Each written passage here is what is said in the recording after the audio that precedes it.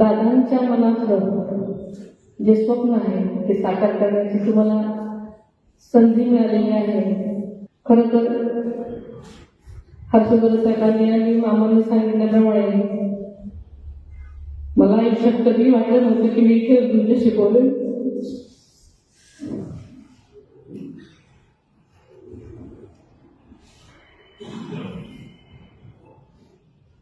दादांनी म्हणायचे की ही माझी शेवटची निवडणूक आहे, 3 वर्षाच्या निवडणुकांना आहे.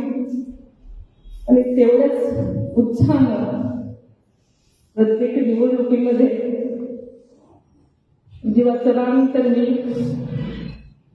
करायचं ठरवलेलं असतं, त्याचं कामच असतं. आणि त्याच्यामुळे ते सकाळी सकाळी इकडे यायला निघाले.